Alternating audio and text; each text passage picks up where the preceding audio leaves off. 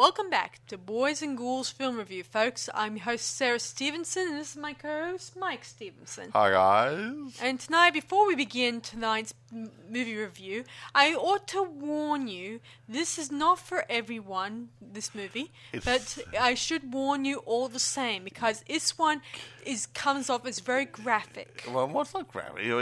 We have a situation here where the females might think it's really, really good, and the guys might think it's really, really bad for one reason or another. Well, both sex may think it's bad. Well, they might think it's funny. But, yeah, whatever. to an extent. The thing I like about it, before we introduce it, it's produced, directed, and written by the same guy. So, yeah, a good independent production. How's that? Yeah. So, this movie, it's called Teeth, which was released in 2007. Yep. Many years ago. When you were a child. No. Not well, not a child. Well, probably not when I was a child. Well, yeah, a long time ago in a galaxy far, far away. Yeah, anyway, this one is a comedy horror and all that stuff. And let me see.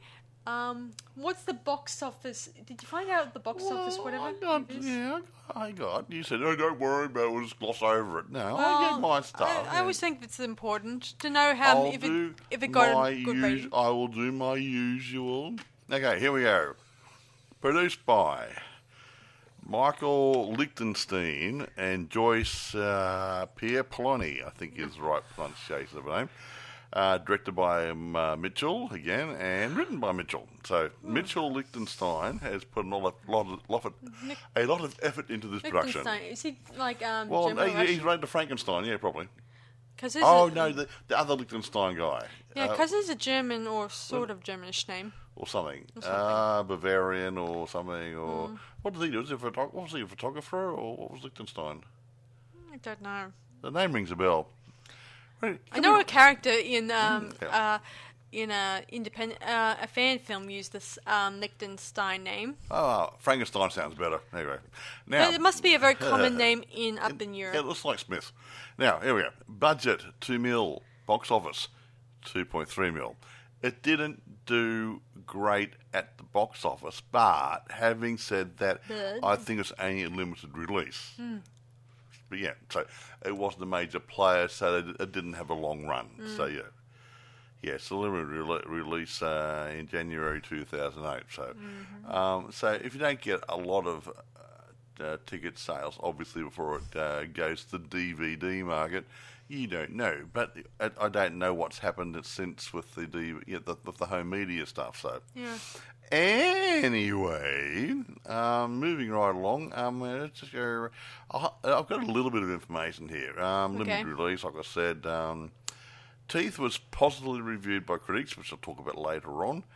At Sundance Film Festival, the main lady, Jess Weixler, received the Grand Jury Prize for acting. Yeah. So it wasn't a bad movie. So Sundance Film Festival, you may have heard it several or 8 times in the past.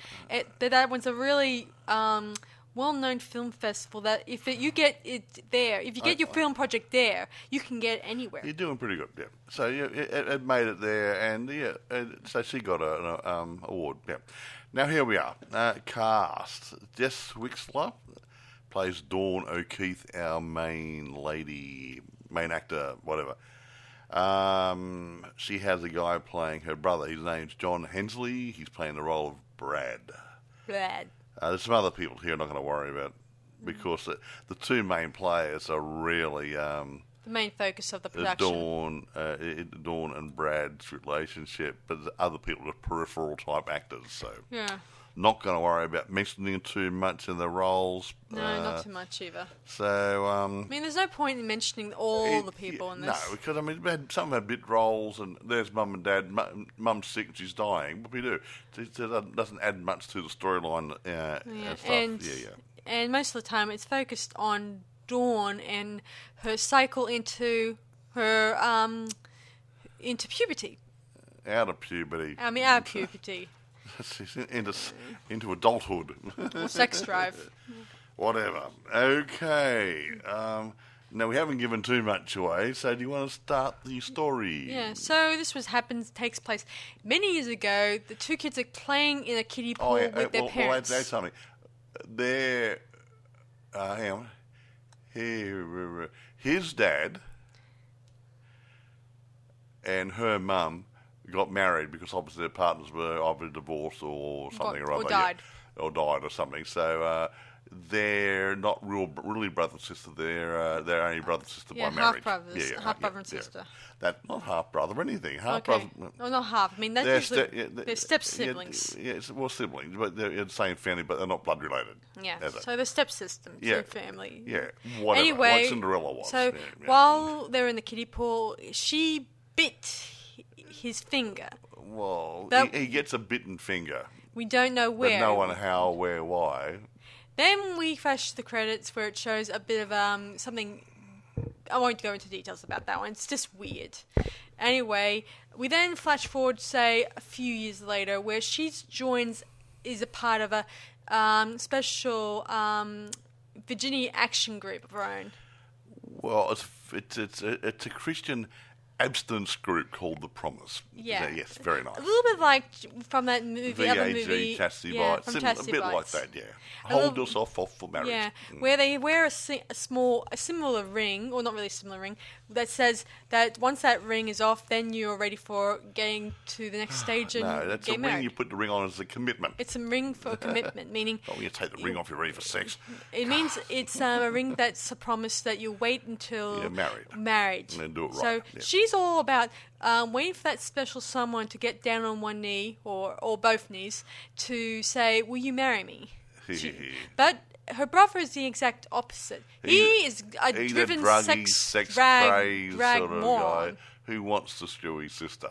And screw his girlfriend. Well, no, he's screwing your girlfriend, but he because he's not really his sister, he's had a thing about her ever since I put it together. Yeah. But, he's like forbidden fruit sort of thing. Yeah, like Adam and Eve, whatever. Oh, for crying out loud. Sorry. You're a fruit. So, anyway, but this, just so you guys don't know, Dawn has plenty of moments where she's tempted by the opposite sex, whatever. She meets and falls for a classmate who is part of the Promise group, and she sees him as a potential possible guy whom she hopes to get married to. Of course, this is years away. It's Tobey, isn't it? Yeah, Tobey. Yeah. Nice boy. Nice boy. On the outside, he looks nice. nice. And he even admits during one of their intimate moments that he's not really a virgin per se. He had one go a couple of years ago. Tried it once, didn't like it. No. Sorry, I was joking about didn't like it. Yeah, well, I don't believe it either. So, well, that's what he said. Yeah, one day they went for a swim and then they go to a cave, which, funny enough, has a blanket there. Funny that. I think that it was probably left by a homeless person, which often does happen. You often see weird things on the streets or in places. Yeah. I often see that a lot. So the homeless guy swims in every night, does he? He probably just left he's it there Aquaman, and just didn't bother bringing it back. I think they just put it in there for visual effect. Tobey and Dawn start getting it on, and then she pulls back, and he's randy enough. He wants to keep going. So but then snap, his thing gets bitten off. He puts his thing in her hole. Why don't you just say how it is? Okay, snip. He ends up getting eaten by her thing. His willy, penis, if you will, gets bitten off by her lower regions. Is that better? Yeah. He ends up running off, I guess, or he runs away. He's scared, obviously. And part of his thing is left behind to be eaten by a crab. Well, not at that moment. He comes back later and finds it's being chewed up by a crab. Yeah. Well, wouldn't this be funny if it was a crab joke? Like he got crabs. He got crabs. Well, there you go. That's where you get them on your genitals. Yeah. We also get a few, there's a few moments in this movie where they try to explain the female region, and at school they are very detailed about it. They're doing a science or something or other course there, and they open the book there. They talk about males and females, sexual organs and stuff. And the females page is a big sticky thing over the page, so you can't see the drawing of the cross section of the uterus and different things.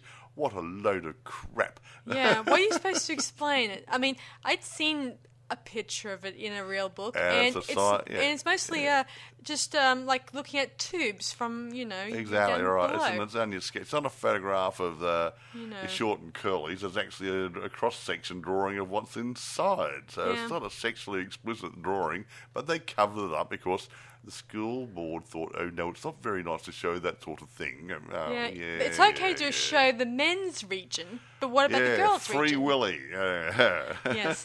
Anyway, so back to the story. There are other moments in this production where we do get to see a little bit of men's we do parts. see a couple of willies hanging around, especially in the change room. I think that was like overdone a bit, but we saw a bit of meat. Yeah, that's true. It's interesting. In most movies now and years ago, I mean, except for the 80s, they probably would show it a little bit. But they did. But they showed more women's parts than men's parts. Well, when we finish, I'll show you an Andy Warhol movie. I'll show you bits and pieces.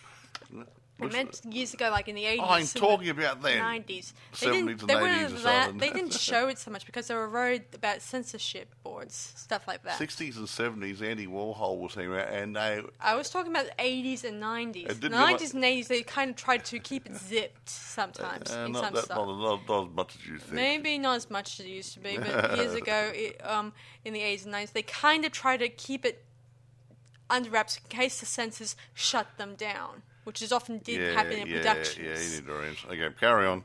Anyway, she then tries to find out what's going on. She then goes to a doctor, one of those gynecologists, and he gets to look inside her. You know what? Well, he went for a checkup because he thought there's something wrong. Anyway, let's go back. Yes. She's aware of the teeth situation, so she looks up on the internet.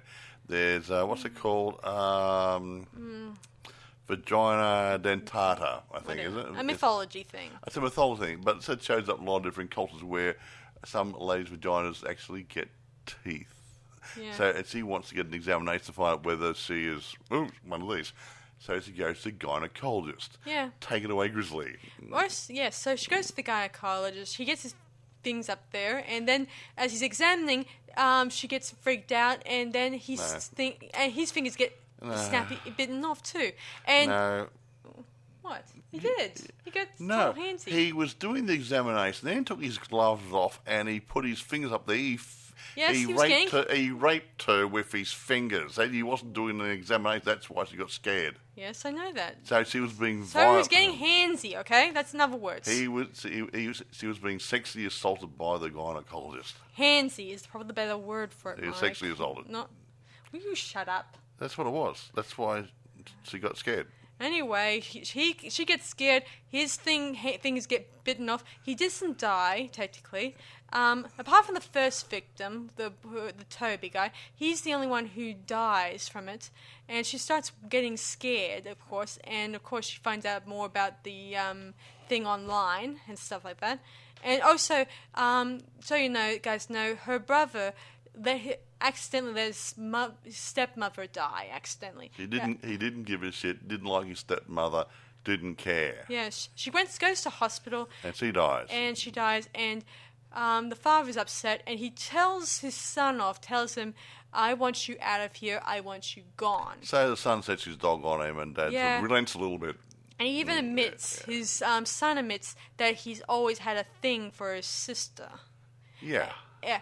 Anyway, while this is happening, his sister Dawn has gone to a friend's place to confess that what she'd done. She had no one else to talk to. She had no one else to talk to. She couldn't talk to the promise group because she feels like she just broke a promise which she meant to keep, considering, but didn't happen. So she feels like she was supposed to be an icon for that group, I think. But unfortunately, thanks to her being no longer an icon, she's been raped by a boyfriend or potential boyfriend. Yeah. So she cannot be part. She felt like she was no longer part of that group or whatever. So she goes to this guy's place, and he plans a beautiful moment of, sexual pleasure. He comes over nice and friendly and warm and tender and caring and stuff. Yeah. And she was stressing out, so he gave her one of his mother's tranquilizers or something or other to settle down. And then when she's having a bath, gets out, and then he starts to give her a nice massage and a vibrator on her thingy-wingy to make her feel nice and relaxed. Yeah. And she was. Yeah. And they had sex, and they enjoyed it. Yeah, and she enjoyed it. Like As he didn't get bitten. Yeah, but then the next morning comes where everything is quite different. And she wants to have another one before she leaves. Everything's great. Until ring, his friend rings him when they're in mid whatever. Yeah. And he's like, hello, I'm on the phone, and therefore... Yeah, and he lets it sort of slip that he had a bet with his mate that he'd get into her pants.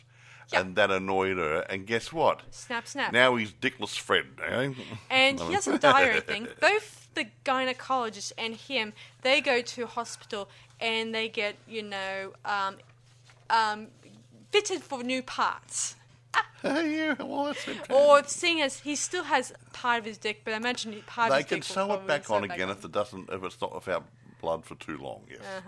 Otherwise, the flesh will start to deteriorate. They also discover at the crimes when they discover the dead body from the first victim. They discover the teeth, and this looks like the size of a snake tooth. But it wasn't quite, and the doctors couldn't quite figure out what animal or whatever it came from. Yeah, so they couldn't figure out where it came from. So anyway, back to the story. She goes to the hospital again, where she finds her dad very, very badly injured. Brad's girlfriend had taken him to the hospital, feeling a bit guilty about what her boyfriend did, and she told him about how he ignored his mother's pleas for help when she was slowly dying. So Dawn's on the warpath this time. So she goes into the house, guns blazing, wearing her beautifulest whitest dress, and is ready to seduce her brother. So he was about to do it behind, but she wanted him to do it the other way around. Yeah. I don't know what would happen if she did it the other way. Probably no teeth. She ain't got no teeth on her bum, okay? So there may not be any teeth in that area. No, it's safer.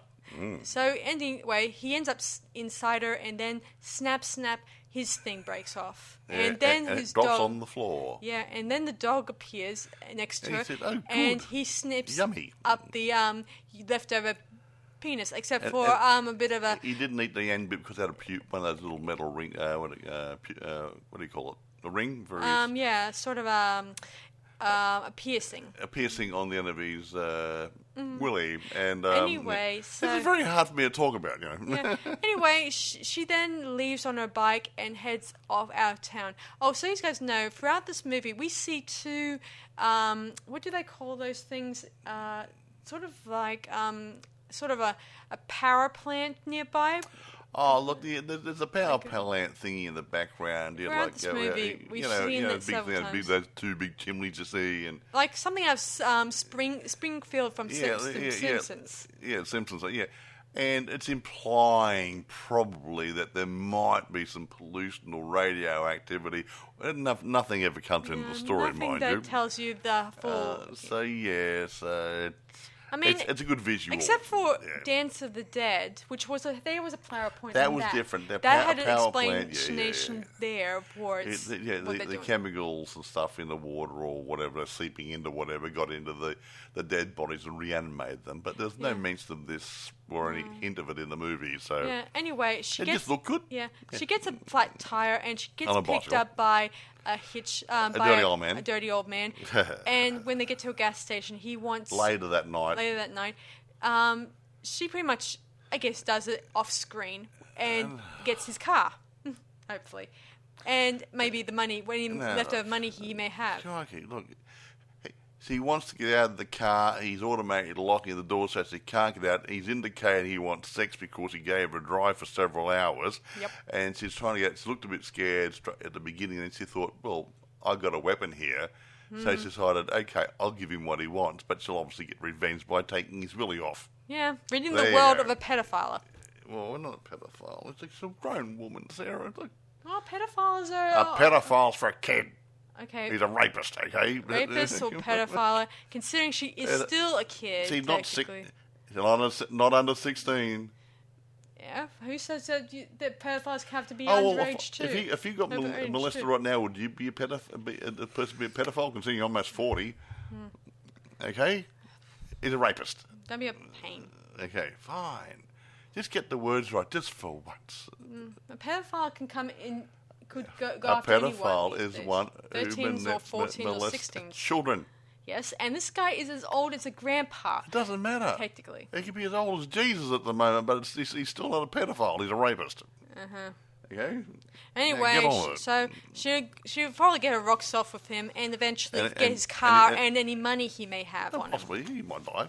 And maybe she might boss. even go on a crusade of getting rid of any rapist or other guy who may take advantage of women. Yeah, exactly right. There you But go. again, as I said before, this movie is not for everyone. It's, as I said, it's funny, it's interesting, but It's quite interesting. It's not for everyone. Yeah, well, the girls might get a titter out of it. Maybe a few women might like it. Maybe Some some of the men guys might cringe a bit. might cringe at the idea of getting their thing bitten off. Well, I won't go there. No. Don't go there. No, we're on the internet. Anyway, as I said before, this movie's not for everyone. Therefore, if you guys want to develop your curiosity and want to watch it, then you have a choice it's a good, of that. fun movie, but yeah, obviously it was done as a comedy. I mean, years ago, there was a movie called The Case of the Smiling Stiffs.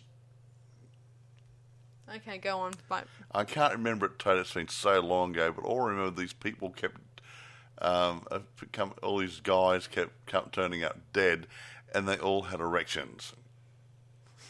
So obviously someone was getting their jollies with them, they were dying during the. I can't remember the reasoning behind it, whether it was a vampire or something or other, but yeah, everyone had an erection. So sounds like an appropriate movie. Yeah, they died with a smile on their face. And that was a comedy too. I think Telly Savalas might have been in it as a policeman or something. I think his name rings a bell. Yeah, but it's a long time ago. It goes back to the early 70s, I think. So it's a long time ago. Of course. Now, okay, we faded to black obviously a few minutes ago. Yeah. Now, reception, critics. Here we go. Rotten Tomatoes. The film had an approval rating of 80% based on 70 reviews. That's not too bad. The critical consensus is smart, original, and horrifically funny. Teeth puts a fresh feminist spin on horror movie tropes. That's not too bad, is it? Okay. Metacritic got 57%. Including mixed or average reviews, so it wasn't bad reviews. Now, Foundation Artistic Director at the Sundance Film Festival, Mistel Brabby, I think his name is, claimed it was one of the most talked about films at the Sundance Film Festival that year. I bet. And Jess Weixler, like I said, won a special jury prize for dramatic performance and tied with Tamara Podemsky for the film Four Sheets to the Wind. I don't know that movie. The movie held its own quite nicely at the film festival. So you can't say, oh, it's rubbish. No, it was a good movie. It was fun. Not everyone's cup of tea. However, I did like it. Not one of my favourite movies, of course, of the theme of the movie, because I am a man, and it makes me, every time something went wrong, I felt teeth. Anyway, Don't go there, Mike. Don't go there. Give the wrong impression. No, I'm just saying I could. It's not quite my cup of tea. It gave me nightmares when I saw it. Yeah. I mean, there's a lot of interesting, aside from the penis humor in it, or not really penis humor, the penis references in this, and the teeth reference stuff. It does mention a lot of other stuff, like mythology stuff, like the Medusa story. Yeah, it was saying something similar. Yeah, men looked at the face that turned to stone. Yeah, or the fact that Medusa was she did something really bad. She did something with a guy in a temple, and then dear old God got punished her for it, or one of the gods punished her for it because she was doing it in someone else's temple. Exactly.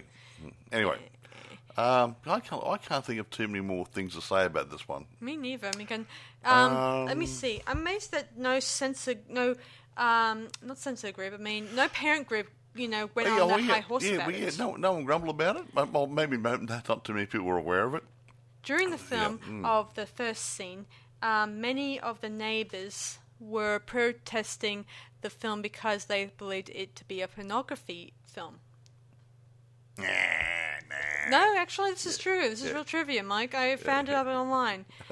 I mean, I guess it does seem like everyone does question a movie that just naturally comes out in your neighborhood, and you wonder if they're filming something that's well, there are some people out there, but I think these days, seeing as we see more and more independent filmmakers out there, they become less and less. There's less question about this part of stuff anymore. Would you, Mike? Well, it's. I mean, more and more filmmakers come out, and they don't exactly make pornography. They make something. The point is, look, that's handy for it. I'm trying to put my head around this so I can answer properly. Look, you have to look at this is done in 2007. That's true. We're now in 2023. Times have changed. That's about 16 years ago. Mm-hmm. Now, do you remember in the Lethal Weapon parody? You mean Lethal Loaded Weapon? Loaded Weapon. Yeah, where I had the other guy, Charlie Sheen's brother. Don't have to explain it to me. Yeah, that guy. They had a gratuitous sex scene there. He got out of bed and walked in, and you see a full back view of him naked. So, well, no, the point remains is if it fits in the movie, it's interesting. I've got no problem with seeing the odd bit of flesh, male or female. But the censors get in there and say, if it's gratuitous crap and everything else, that's when they might step in. But it's got, over the years, the censorship laws have got more tolerant. So something which wasn't acceptable, say, 40, 50 years ago, is probably okay now. So they do keep... Our society's changing, and they I suppose, desensitising is the word I'm looking for. The way of thinking of independent filmmakers is starting to develop a new sense of interesting stuff. Yeah. I mean, apart from the illegal videos in the old days. I don't know. Fluff films. Oh, fluff films, the porn, the soft porn, I think, the untouchable fluff porn stuff. That's soft porn, I think, Yeah, so these days, more people are trying their absolute hardest to do films that will either entertain or interest people on YouTube, not something that will just get you rocking in your chair. Let's get back to censorship just a little bit. Okay, let's go back to the 1920s and 30s. This is when they started doing talkies. Okay, right. Universal Studios decided, let's make Frankenstein and stuff. Okay, those movies were really horrific for their time, right? Right.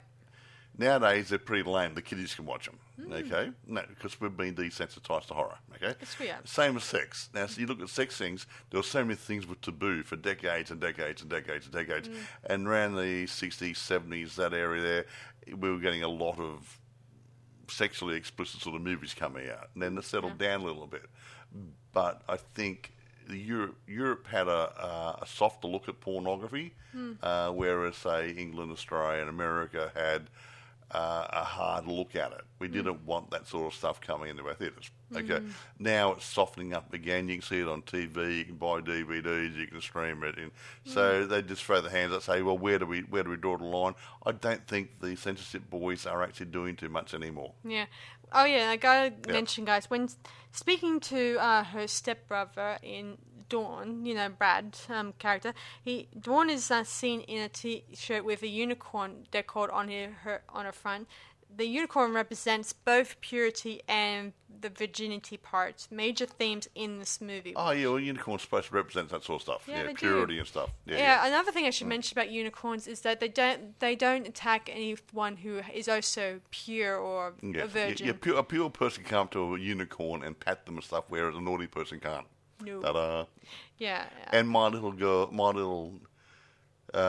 granddaughter, she loves unicorns and she's a sweet little thing. Yeah. And I think if we had a real unicorn, she'd be able to pat it. I think that in every female generation, maybe not all female generation, she also likes Elvira. Hey, who doesn't like Elvira? Yeah, well, when you're around both your aunt and your grandfather who are big fans, I guess it rubs off on them. Right, Mike? Yeah. Elvira, Cassandra Peterson. She's a wonderful lady. I'd really like to meet her either as Elvira or as Cassandra. I don't care because she really inspires me. She's a marvellous lady. So yeah. Anyway, I'm amazed that this movie didn't have parents worried about this. Yeah, movie. parents. Groups, back in 2007, it was a bit tighter back then. It might have a parents' action group or something. I remember when they made the new Muppet TV series. It was very. It showed a lot more adult-related stuff, and parents wanted to stop it because it was showing too much of real stuff to the audience. Even though most of these ones, this is supposed to be originally a TV series for families. You don't want to see Elmo running around putting his pants on or something, do you? No, I said Muppets, not Sesame Oh, Street. same sort of thing. Yeah. In Muppets, it's quite different because in that one, Okay. Actually, Kermit doesn't wear pants, does he? Nope, he doesn't. Oh. Anyway, in that one, it showed different things, even some really funny clothing choices, I'm going to say, and that kind of got parents and I guess a bit of other people concerned about it. What type of things will you be showing to your younger audiences? Considering, Mike said it yourself, that is sort of like family-related content. Me, if it comes to family-related stuff, I think that should still rein in violence, sexuality, and horror a little bit to make it sort of tempered a bit, so young people won't get Anyway, I thought that version it was too highly polished for a young audience like my niece and nephew's way of thinking. It was more for a teenager to adult. Well, here's a good one. Now, you talk about cartoons and stuff. Back in the 70s, right? A movie was made, an animated movie. It was called Fritz the Cat. Fritz the Cat. Fritz, like F-R-I-T-Z, Fritz the Cat. Now, you thought, it's going to be nice, interesting stuff. It was sexually explicit for a cartoon. Ugh. I mean, Fritz was a sexual deviant and had females represented by crows, referring them to, say, Afro-Americans and other people there and different things. But they weren't done in a nasty way. Because they turned him down, said, "Yeah, we love you, Fritz, but you're the wrong colour." That sort of stuff. Yeah, it was totally sexually explicit all the way through it. It was an R-rated cartoon. Reminds me a little bit of the crows from Dumbo, guys, where people still go on their chops about being specific that the crows in that were clearly African American voices for that. Even though I thought their singing was pretty cool and catchy, and I don't think a white person could pull it off. Yeah, exactly right. So I just hate it when people get on their high horse about. And you're getting on it now. Get off your horse. I'm sorry. It's just that there are some people, some things I don't. They just question everything from years ago to death. Even the stuff that's not really interesting. I know. Anyway, move on. We're not doing a racist thing here at the moment. Sorry. Anyway, I do think this maybe, as I said before, this movie is not for everyone, but there's some really interesting, funny horror bits in it that were pretty interesting. Not all of it is. It does a little bit of showing and telling, because you got to see what was bitten off in the production. Well, actually, it's kind of funny. After she got off the bed after having sex with her brother, she stands there with her legs open, and then the penis just drops out of her vagina onto the floor. That was a great shot. I must admit, that really made me chuckle. That's what I call really good muscle control, guys and ladies. And, of course, there was the hospital scene where you see them restitching their men parts back on board. Yeah, I hope to get the right way up. I'm more concerned about the doctor. What if he got the fingers on the right hand? Yeah. That does happen. You could end up with your index finger on your other finger. Anyway. Getting rude and distasteful. Now, okay. Getting on to grading. Right. Look, honestly, as an independent film. Yep. Okay, the guy wrote it, produced it, directed it, everything else. I cannot fault his work. He did a really good job. Yeah. Now, wait a minute. Stop. Go on, Mike. I was going to say that the storyline worked. Mm-hmm. The filming worked. It was entertaining. Not my type of movie, but I'll still give it, say, 8.5 to 9. Yeah. I would say when I looked at this movie, I was telling Mike the other day when we watched it, that if they made this movie back in the 70s or the 80s, they would probably remove it and we would never see it again for years until, say, now. And, I mean, unlike Are you this... going to grade it? Okay. Anyway, I'm just saying that if they did it years ago, it would have been removed from the shelves or removed from any TV watching audience when you think about it. Probably. Are you gonna Anyway, grade it? I'm going to rate this 8 out of 10. Yeah. It's not bad. Like, it's not quite our cup of tea, but we think it's quite interesting. It's pretty interesting. But I'm impressed that one guy, it's a one-man show, he wrote it, produced, directed, so I take my hat off to him saying, you've done a good job. Yeah, he went above and beyond, which I often think more filmmakers should go above and beyond their work, even if it's something that's not really, politically correct. Oh, definitely. I wouldn't get by today. I don't know if we get by today. Because these days, people keep on relying too much on political correctness to please the minority groups. But anyway, Mitchell Lichtenstein did a good production. So there you go. I don't know if he's done any other things. I didn't check his name up anywhere. I haven't either. But anyway, now, of those of you who might be interested, not want a good chuckle and not terribly worried about the sexually explicit nature of this. Okay, eBay, plenty for sale, new and used. Amazon, you can rent it and you can buy it. So if they've got it, you can probably find it somewhere else as well. You might be able to stream it somewhere. I don't know. I don't go looking for everything. So there you go. I think that's about... I'm exhausted. I got nothing else to say on that. So yeah, I have nothing else to say about it either, guys. And I usually am one without words these days. Yeah, she normally talks and talks. When it's a movie that's really talks, interesting, and talks. I probably would talk a lot longer about it. But fortunately, there are some things I couldn't just talk about in this. Well, we can't talk without ruining, without going.